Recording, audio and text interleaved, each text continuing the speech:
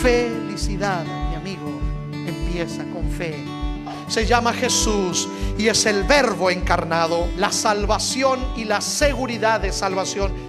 El Cordero era el que traía esperanza, el Cordero era el que traía solución, el Cordero era el que traía perdón, el Cordero era el que traía transformación, el Cordero era el que traía libertad, el Cordero era el que traía la salvación que todo el pueblo necesitaba, la limpieza y el perdón.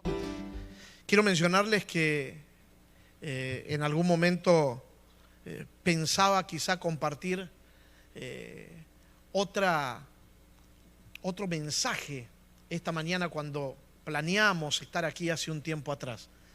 Pero Dios, que está al control de todas las cosas, Él sabe bien qué es lo que necesitamos ahora, y por eso traigo y creo firmemente de parte de Dios el poder compartir esto contigo, con cada uno de los amigos que nos están mirando y los que están aquí esta mañana. En el libro o en la carta que escribiera el apóstol Pablo a la iglesia de Roma, carta que nosotros llamamos carta a los romanos, en el capítulo 8, en el verso 28 está ese texto del que les estaba hablando hace unos instantes atrás. Ese texto que, insisto, lo hemos leído, lo hemos meditado, lo hemos compartido, nos lo han compartido seguramente muchas veces, que dice así: y sabemos. Y ese sabemos ya tiene mucho que decir, porque ese sabemos es una forma de declarar que de alguna manera conocemos cómo Dios funciona, cómo Dios trabaja, cómo Dios actúa. Y nosotros, los que somos seguidores de Cristo, los que hemos aprendido a caminar con Él, los que hemos recibido de Él la influencia en nuestra vida de una forma muy particular, sabemos que Él trabaja de una manera que nadie puede igualar. Por esa razón sabemos que a los que aman a Dios, a los que tienen relación con Él, a los que están conectados con Él, a los que lo sirven, a los que caminan a su lado, a los que se han dejado influenciar por esa fuerza maravillosa de su presencia en nuestra vida, a los que han dicho que sí a la invitación de seguirlo, aquellos que aman a Dios, todas las cosas, y cuando la Escritura habla de todas las cosas, no son algunas, no son apenas 2 o 3, no son las circunstancias de una etapa y de otra etapa, no. Cuando la Biblia dice todas las cosas, cuando Pablo declara por inspiración todas las cosas, son todas las cosas. Todas las cosas ayudan para bien. Claro, algunos pueden decir, pero entonces las cosas negativas son producidas por Dios para nosotros, para que también a nosotros nos vaya bien en medio de esas crisis. No, las crisis no son provocadas por Dios, pero Dios utiliza hasta las crisis para bendecir nuestra vida. Porque cada crisis, cada situación difícil se torna una oportunidad especial para verlo actuar a Él de manera más abundante. Así que el mundo está viviendo una crisis hoy. A nuestro alrededor hay crisis constante. No es solo la crisis actual de esta enfermedad que nos asusta o que nos inquieta a todos. El mundo está constantemente en crisis. A nuestro alrededor hay crisis social, hay crisis moral, hay crisis laboral, hay crisis económica en muchos casos también. Hay crisis a nivel del estatus social. En fin, la crisis se cierne a nuestro alrededor, pero la crisis es una oportunidad, y así deberíamos mirarla, para poder ver a Dios actuar de manera extraordinaria. Podría pasarme todo el día contando de experiencias de personas que en medio de la crisis se aferraron a Dios con uñas y dientes y pudieron ver la mano de Dios actuar de manera significativa. Aquellos que caminan con Dios, aquellos que andan con Dios, aquellos que dejan que el Señor guíe sus pasos, aquellos que se dejan influenciar por Dios, tienen que tener bien en claro que todas las cosas que vayan apareciendo en el camino tienen el propósito de ayudarnos a crecer y a entender mejor en ese crecimiento, el accionar, el funcionar, en esta experiencia de andar con Dios. Todas las cosas les ayudan para bien. Esto es, dice el apóstol, conforme al propósito por el cual hemos sido llamados. Dios nos llamó Caminamos con Él no por iniciativa personal. Caminamos con Él no porque se nos antojó un día. Caminamos con Él no porque nació en nuestro corazón de forma espontánea o natural el deseo de querer estar a su lado. Caminamos con Él porque Él tomó la iniciativa de buscarnos. Caminamos con Él porque Él fue el que decidió tocar nuestra existencia. Estamos aquí, y le digo a los que están presentes hoy y a los que nos están mirando a través de las cámaras, que estamos aquí no porque hayamos deseado estar aquí, porque la iniciativa del encuentro con Él no procede, no proviene, no surge, no emerge del corazón humano. No hemos sido nosotros los que lo buscamos a Él. Él nos buscó primero. Él nos encontró, Él nos llamó. Él llegó a nuestra vida independientemente de la forma en la que lo haya hecho. Todos tenemos un testimonio que contar. Todos tenemos una experiencia de cómo era nuestra vida antes de conocerlo y cómo sucedió o cómo pasó ese encuentro donde fue Él el que llegó a nuestras vidas. Él generó en nosotros el deseo en algún momento. Si fuiste en alguna ocasión a una iglesia buscándolo, no vayas a pensar que nació ese deseo solo en tu corazón. Fue Él el que lo puso allí porque Él es el que produce tanto el querer como el hacer por su buena voluntad. Quizá baste recordar lo que aconteció en el inicio de todas las cosas cuando Adán y Eva pecaron y se alejaron de la presencia de Dios. No fue Adán el que salió corriendo a buscar a Dios para que le solucione el problema en el que estaba ahora. No fue Eva que corrió a los brazos de Dios para encontrar en Él solución. Fue Dios que salió a buscarlos. Fue Dios que los llamó y con paciencia, sabiendo incluso donde ellos estaban, los esperó. Y con ternura insistió hasta que ellos vinieron a su encuentro. Bueno, de la misma manera funciona con nosotros. Desde el día en que nacimos, Dios ha estado allí. Y cuando digo nacimos, quizá debería ampliar todavía más diciendo desde el día en el que hemos sido concebidos. La Escritura dice, y usted probablemente muchas veces o lo leyó o lo escuchó, que con amor eterno Dios nos ha amado. Tú no puedes amar a algo o a alguien que no existe. Siempre hemos estado en el pensamiento, en el corazón de Dios. Dios esperó el momento en el que viniéramos a la existencia y nos amó desde siempre. Y desde siempre esperó el encuentro con nosotros. El día en que fuiste concebido allí en el vientre de tu madre, Dios estaba a través del Espíritu Santo llamando a tu corazón cuando éste se estaba recién formando. Y es algo que a nosotros no podemos imaginar, no podemos entender bien, pero es una realidad. Dios siempre estuvo allí. Y hubo un ángel encomendado para que en el momento del parto y del nacimiento ese ángel estuviese ya listo para socorrerte, para auxiliarte, para ayudarte, para protegerte en los momentos de dificultad. Y si has llegado hasta este momento de tu vida es porque Dios te ha librado en un montón de ocasiones, de situaciones que tú ni te imaginas. Y Él estaba allí. Y te esperó y te buscó y te llamó una y otra y otra y otra vez. Quizá cada uno de los que estamos atendiendo este servicio podríamos contar las veces en las que intuimos, percibimos que Dios nos estaba buscando y nosotros lo rechazábamos y seguíamos en nuestro camino. Pero Él estaba allí, presente, listo, dispuesto. Hasta que un día la crisis llegó a nuestra vida. Y esa crisis nos tiró al piso y caímos de espalda y pudimos mirar el cielo. Y cuando miramos hacia el cielo nos dimos cuenta que los brazos de Dios todavía estaban abiertos. Y cuando descubrimos eso, cuando entendimos eso, entonces recién allí aceptamos la idea de darle una oportunidad. Y entonces Él actuó y no nos defraudó. No lo hizo ayer, no lo está haciendo hoy, ni tampoco lo hará mañana. Jamás nos defraudará. Él estuvo y estará siempre para socorrer a aquellos que lo buscan con todo el corazón. Aquellos que caminan con Él, que han cedido a la iniciativa de la búsqueda que Él inició.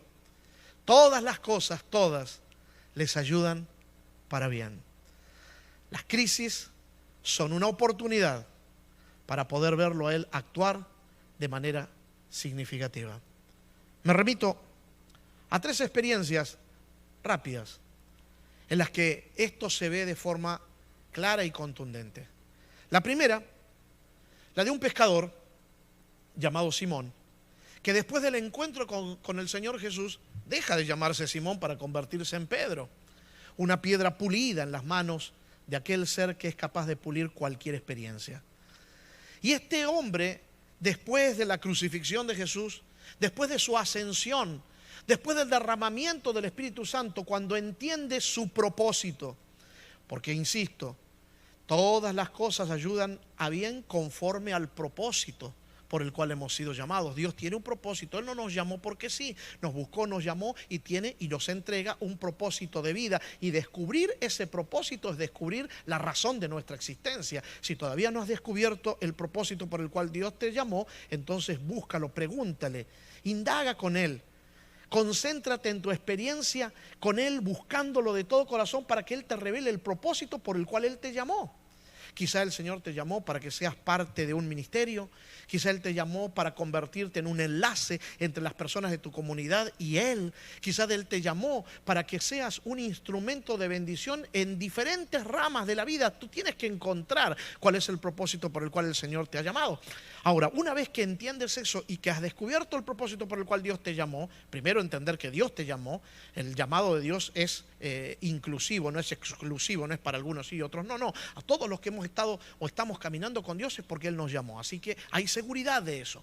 Entonces, una vez que entendemos eso y lo buscamos a Él y Él nos revela para qué nos llamó, cuál es nuestro propósito dentro del plan de Dios, entonces allí empezamos a caminar con Él y entender que todas las cosas que sucedan en nuestro caminar tienen un propósito definido, y es aumentar o ampliar nuestro propósito o nuestro caminar, nuestro andar con Él para cumplir el propósito por el cual Él nos llamó. Ahora, te hablaba de aquel hombre llamado Pedro, Simón convertido en Pedro.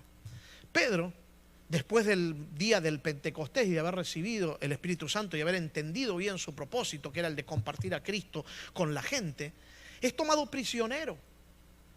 Es maltratado por la gente del área donde él estaba compartiendo la palabra. Y cualquiera diría, fue tratado injustamente. Sí, fue tratado por algo, o fue condenado, o mejor dicho, fue prisionero por algo que no tenía razón para ser colocado en una cárcel, porque ¿qué tenía de malo compartir bendición? Pero fue llevado a la cárcel. Y cuando estaba allí en la cárcel, cualquiera hubiera dicho, pobre Pedro, mira cómo terminó por ser cristiano, qué injusta es la vida. Y todo el mundo se pudo haber quedado renegando, angustiado, preocupado o cuestionando a Dios. Pero en vez de eso la iglesia oró al Dios que le dio propósito a las vidas de ellos. Y ese Dios que permite que las cosas sucedan para Él manifestar su poder y su gloria, actuó de una manera tal que un ángel abrió las puertas de la cárcel y Pedro salió como quien sale de su casa para ir a compartir bendición con aquellos que tienen necesidad. La cárcel, la crisis, no detuvo el propósito de Dios en la vida de Simón convertido en Pedro. Pedro salió para seguir bendiciendo, para seguir siendo instrumento.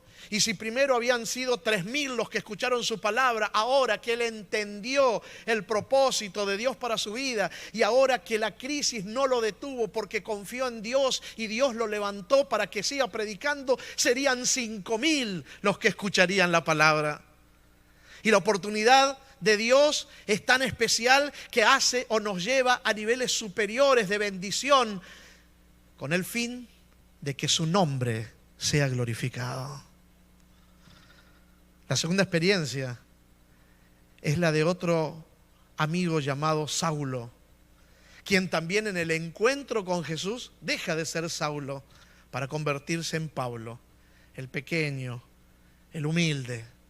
Este hombre que podría haber sido el rey de la dirección de las mejores universidades que pueden haber en el mundo por su gran capacidad, decide anonadarse y dejar que sea Dios el que emerja como figura magna en su existencia y experiencia. Entendió el llamado, entendió el propósito, entendió cuál era su razón de existir y se dirige a compartir el evangelio a todos lados donde el Señor lo llama. Pero un día, regresa a Jerusalén y allí lo estaban esperando enemigos del evangelio. Situación negativa se levanta, la tormenta llega. Es tomado prisionero para ser protegido. Pero se elabora una revuelta y hay un grupo de personas que determinantemente decididos elaboran un plan para acabar con la vida de Pablo. Y este enemigo ya era más terrible, porque la estrategia que tenían estaba organizada a la perfección. El blanco estaba claro: acabar con la vida de aquel hombre que, según ellos, había sido un traidor de la nación por haber seguido a Jesucristo.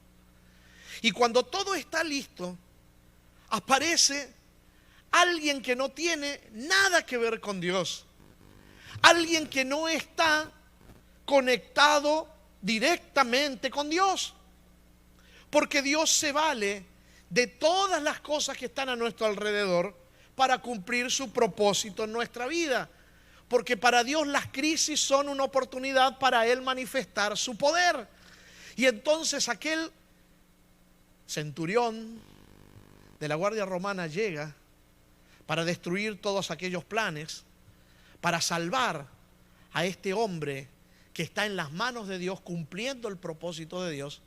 Y como resultado de eso, Pablo puede continuar su viaje para dar testimonio en el lugar donde necesitaba presentar el mensaje de la palabra y poder terminar de escribir todas las cartas que hoy para nosotros son una bendición. Porque Dios tenía un propósito, Dios tenía un plan, Dios tenía una ruta trazada para ese hombre, como la tiene para ti, como la tiene para mí. Por eso no hay crisis de esta vida que pueda detener a aquel que está en las manos de Dios. El único que puede determinar nuestro destino es aquel a quien nosotros le hemos entregado nuestra voluntad. Y ese se llama Jesús de Nazaret. Y la tercera experiencia es la del mismo Señor Jesús. Cuando en cierta ocasión, y ese relato sí quisiera leerlo, ese relato quisiera compartirlo completamente contigo.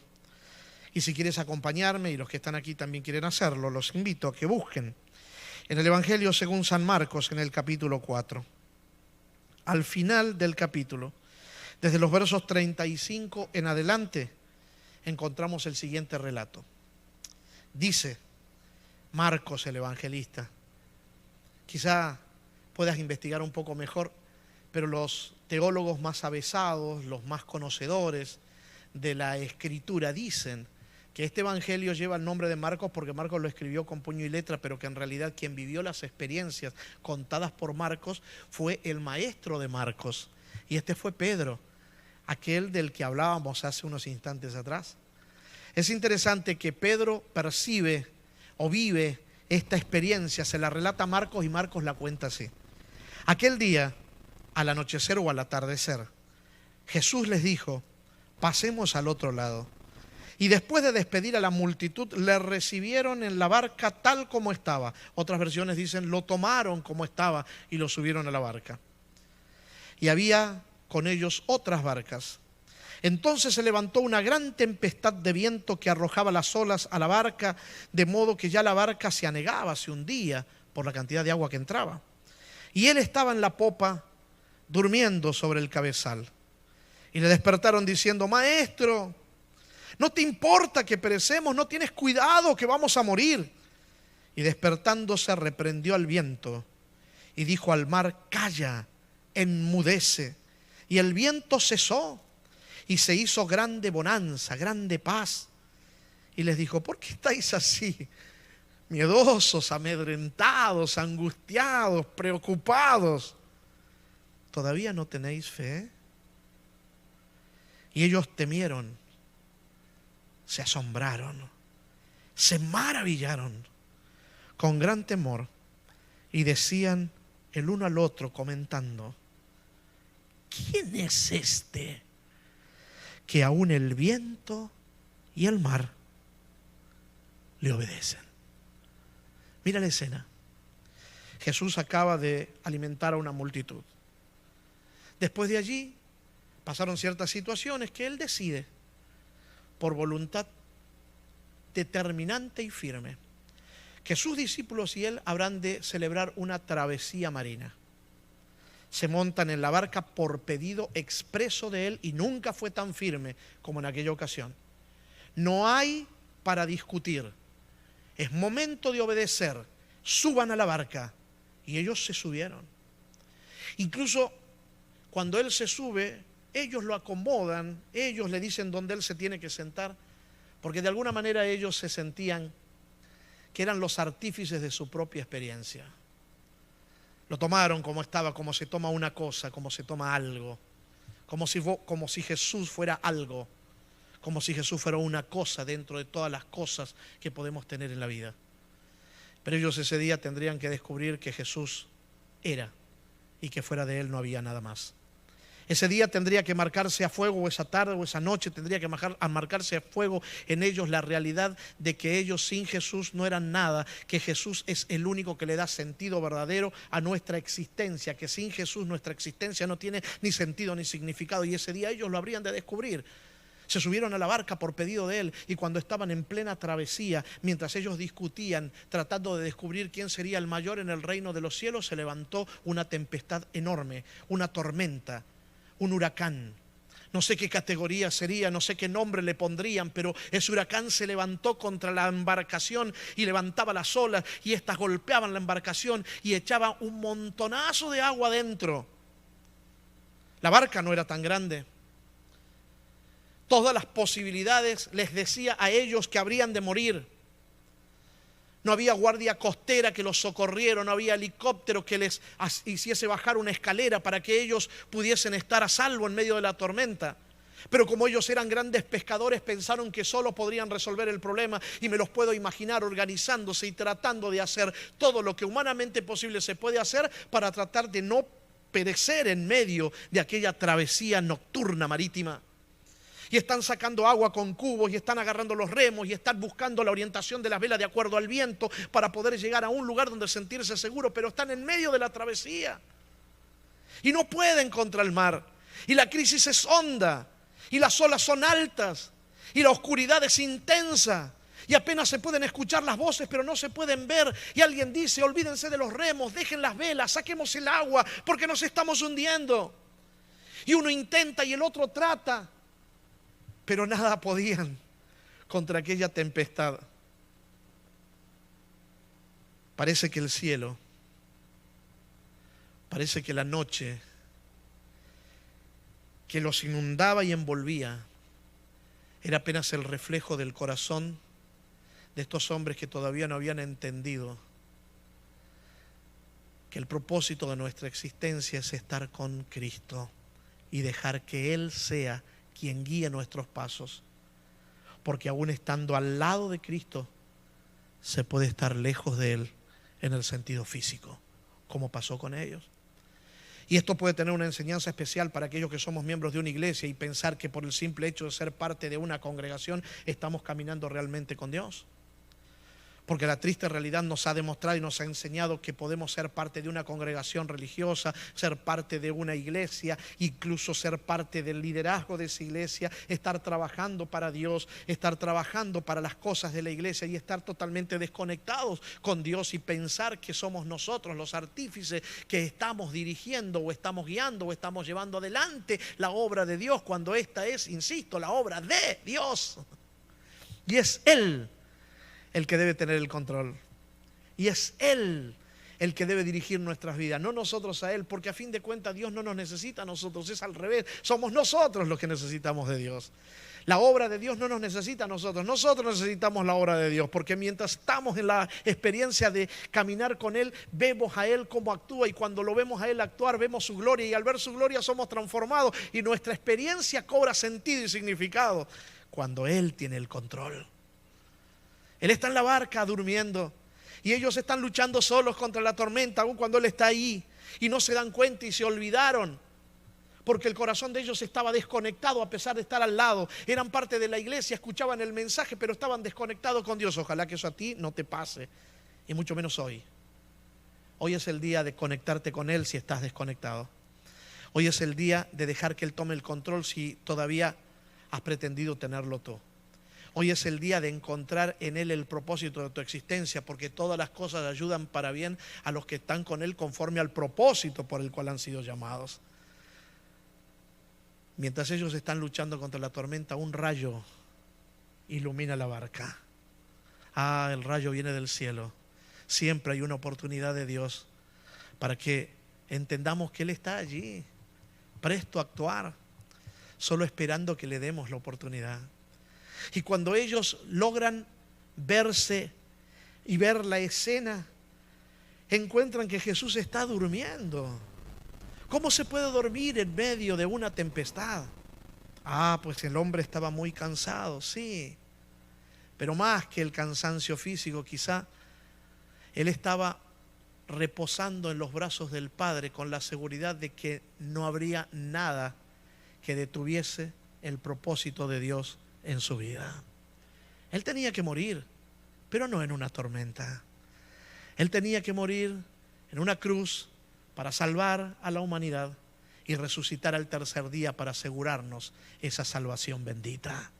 El propósito de Dios se cumpliría en Él. Él estaba conectado con el Padre dirigía su vida, Él entendió desde pequeño su propósito y en función de ese propósito de vida vivió, y como vivió en función de ese propósito de vida, nada lo podía detener, ni siquiera ese huracán, categoría quién sabe cuál, con el nombre que quién sabe quién le puso.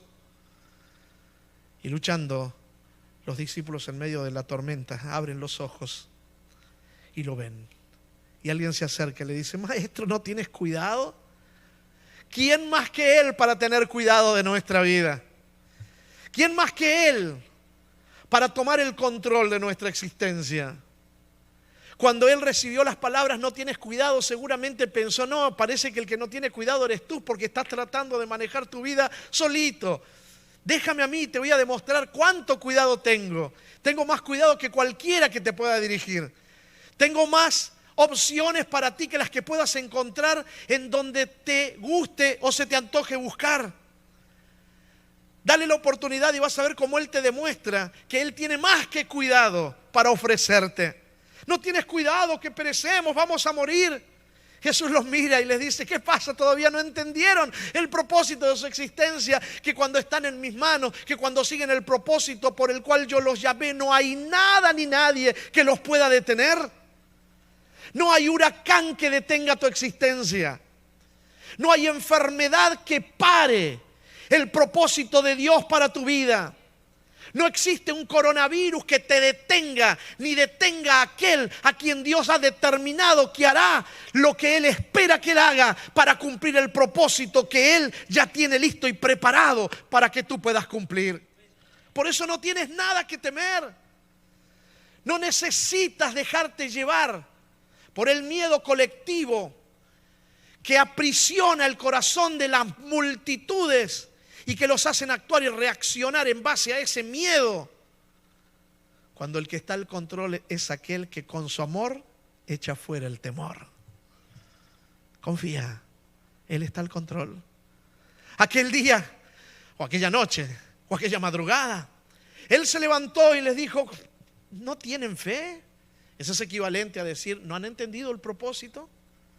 ¿No lo han descubierto todavía? Caminan conmigo y no se dan cuenta que el que es conmigo ha pasado de muerte a vida, que el que está a mi lado ha encontrado el camino de bendición, de salvación, que te lleva a convertirte en alguien indestructible. Pastor, conozco cristianos, seguidores de Dios, que hoy tienen una lápida en una tumba del cementerio. ¿Y tú crees que esa experiencia por la cual han sido atrapados momentáneamente los habrá de detener? Esa gente que está allí está descansando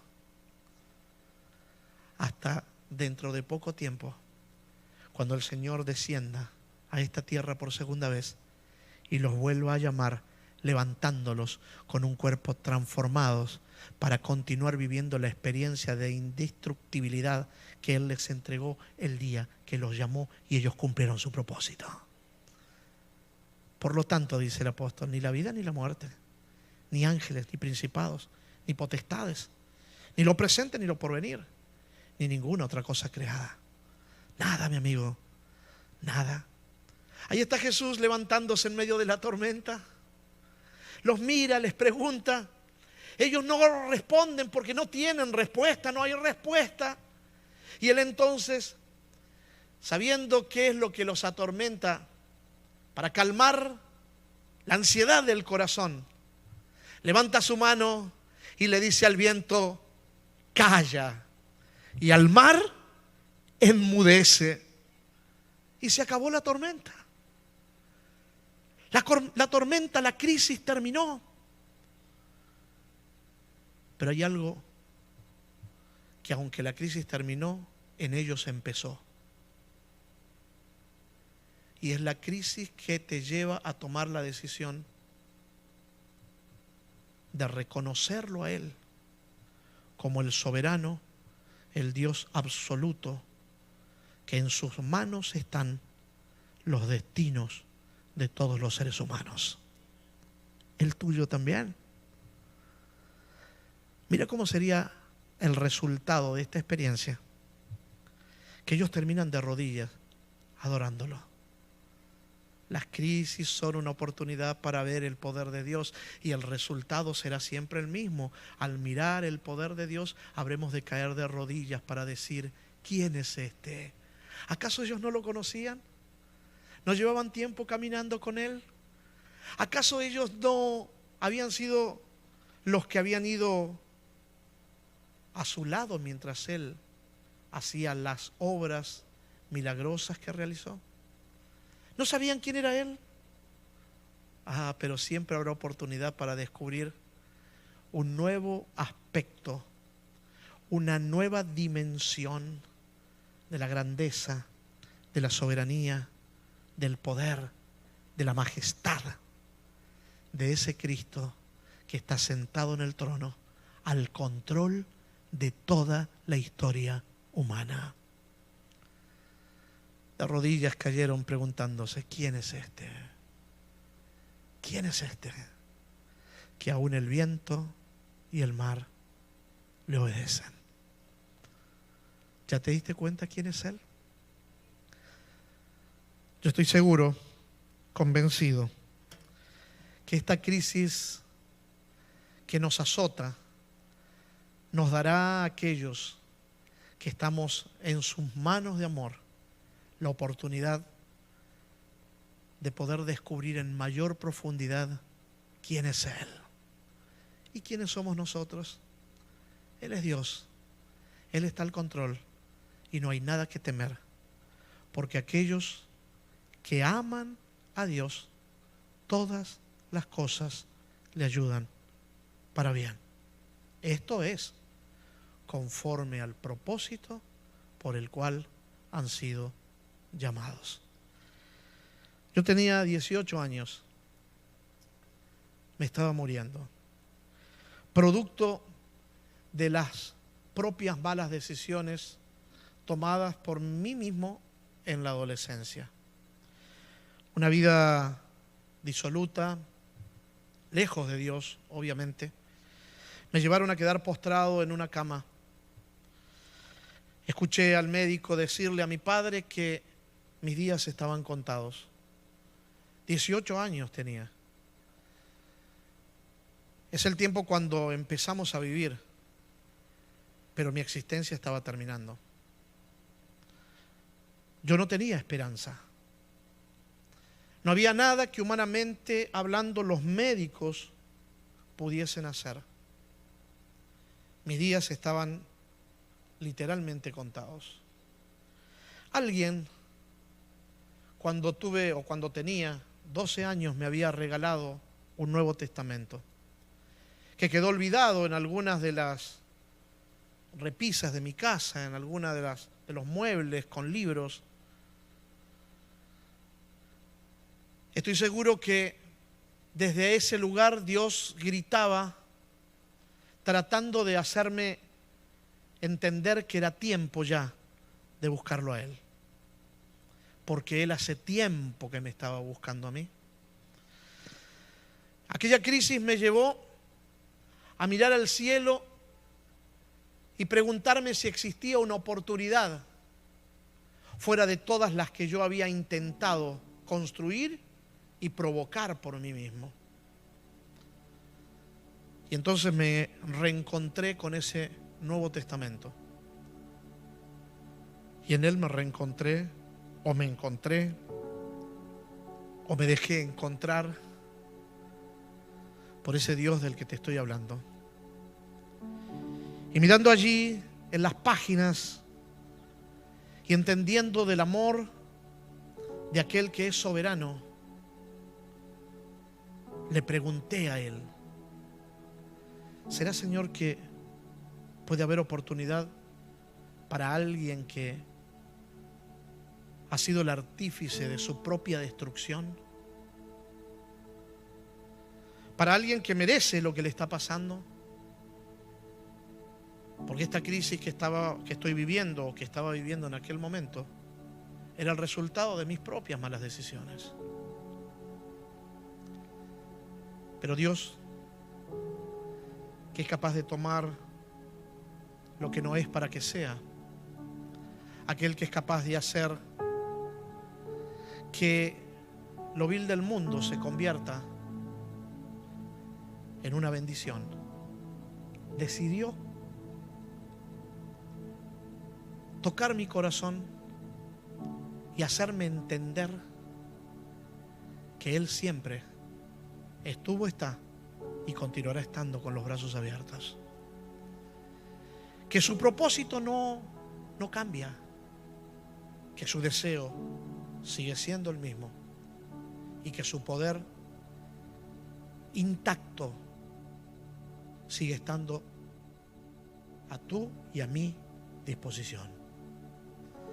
Y entonces, mientras leía la Biblia, mientras caía de rodillas preguntándole al Señor si había otra oportunidad, le dije que me lo mostrara de alguna forma, de alguna manera, que yo no podía ponerle algún tipo de señal específica, porque ¿qué sabía yo cómo actuaba el Señor o cómo se manejaban las cosas?